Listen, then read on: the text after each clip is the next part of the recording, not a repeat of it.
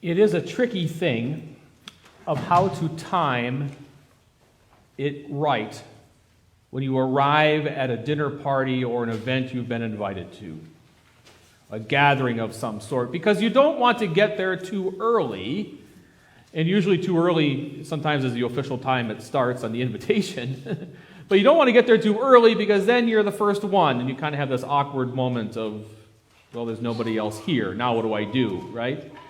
And you don't want to get there too late because you don't want to miss the energy of the evening and other things that may be happening.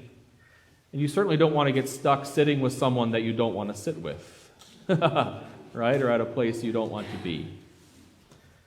And the pressures of getting that timing right for parties, for gatherings, for mealtime, it's this odd mix of unstated expectation, of unspoken rules. And if you get it wrong, sometimes that means for the rest of that event or the rest of that evening, sometimes it's not so great.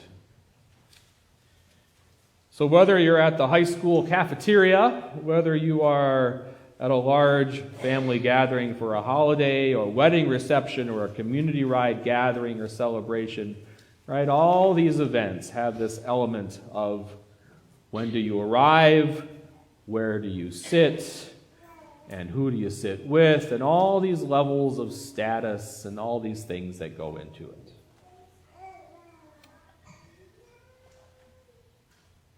As I reflected on this text, I thought of our first football game last Friday afternoon up at the new football field. And I enjoyed going to that game at the new field. And it was a new experience for all of us. Now, I must admit that I kind of miss the old one a little bit, mostly because I'm biased because we only live a block and a half away from that old field. And so you could easily walk there. You could easily come back to our house, and if it was too hot or too cold, or if the game just wasn't going well and you wanted to leave early, it was just easy to do that. But as I watch the game in a new field, I can see that this is going to be a wonderful place to play football and other events. I look forward to having the lights being installed. It'll be a great place and a great location. But the one thing that I noticed at this game on Friday afternoon was how we all kind of needed to find a new place to be while watching this game. Right, remember that crowd that always gathered at the far end of the football field down here at the old field by the food stand, right? A large group of people down at the end of the field. And on Friday afternoon, there was kind of a gathering of people, like they tried to do it again, but it wasn't quite the same. Or else all the folks that used to stand over kind of on the left of the old bleachers by the pool bath house, there was nobody standing over there on Friday afternoon. They really didn't know where to be. And the people in the bleachers, we were trying to find a new place, because we didn't want to sit with the high school kids. Oh, no. And we didn't want to go sit with the visitors section, and everything was kind of different, so we were a little awkward of trying to figure out where to be. And the high school kids, that you could kind of tell they were trying to search out turf and territory, and they didn't have the tennis courts in the back, or that place where all the high school or alumni used to stand, where that little narrow gate between the fence and the field, and you could never get through it, and we were kind of unsettled, right? And all the people used to sit on the bank over by Our Savior's Church, or sit in their cars along the outside, and now that's all different. And it's a great place. It's going to be a great field, but we're trying to feel it out. We're not quite sure where to sit, where to be. It's like, we've been invited to this new banquet. We're looking for our seats, we're not sure where to be. It'll be amazing, but we're just taking some time to get used to it. And we're like that in a lot of new places we go and do. Now, Jesus gives us a couple points of advice about going to, as he says, a banquet, or any time we're going to a gathering of people. He says, when you go, don't take the seat of honor. In other words, don't, when you get to a place, you're going to a home or to a gathering place, don't search out the best seat if it's available. but allow that to be open for somebody else. Take a lower seat. Put others ahead of you, even if it means you have to sit at the kids' table when you're no longer a kid, or even if it means you are the first to go sit beside your crazy Aunt Judy. And you all have that person. I know you do.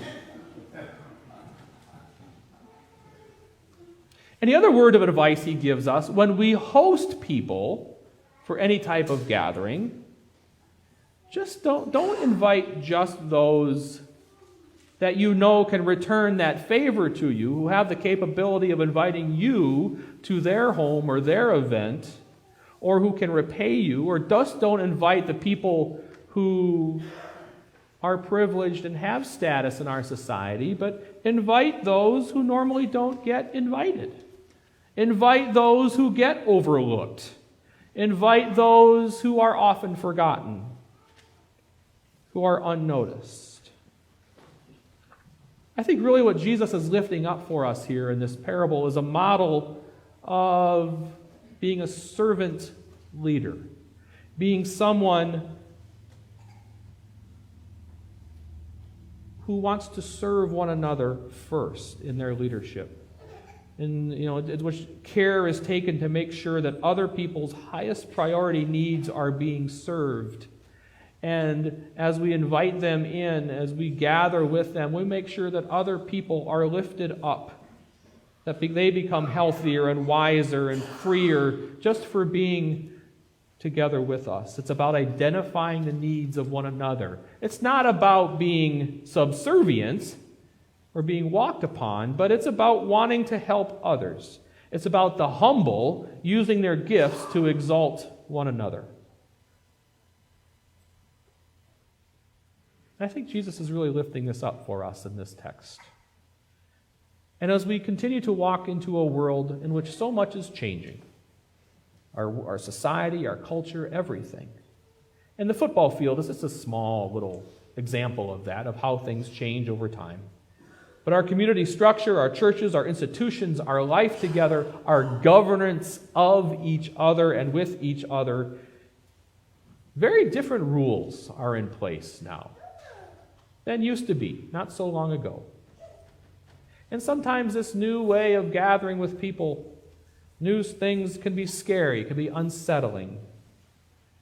But I think when we walk into these new places, into these new days, with this parable from Luke 14 shaping us and the heart of a servant leader guiding us, I think these new days, these new gatherings will bring meaningful change.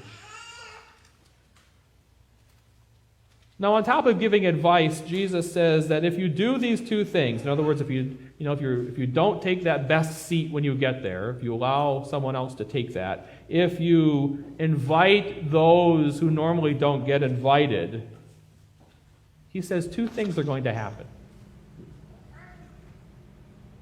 When you're a guest and you sit at the lowest seat, someone will, may come to you and say, "Oh, no, this isn't your seat. Come up here. I have a seat reserved for you way up here."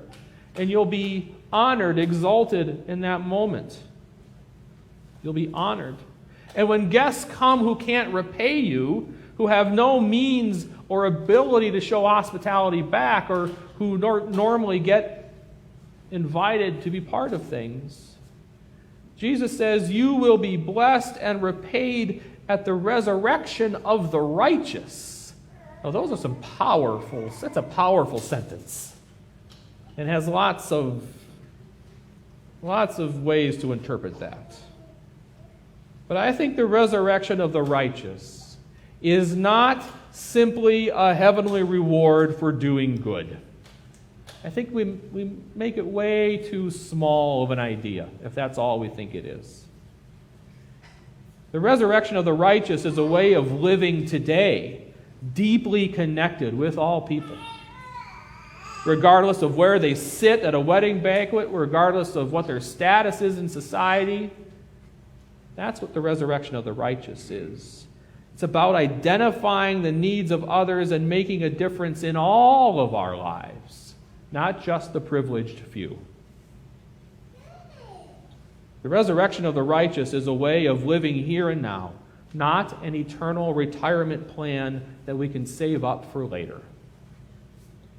It really is the exaltation of the humble.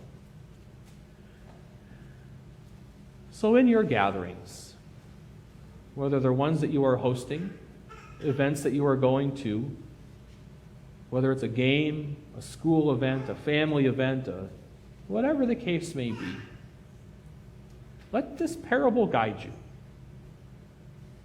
to walk into those places with the heart of a servant leader, to reach out to those who may normally be overlooked.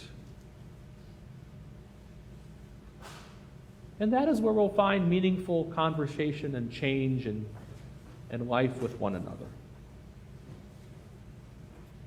So, my friends, may your gatherings be gracious, and may they lift up all who come. Thanks be to God. Amen.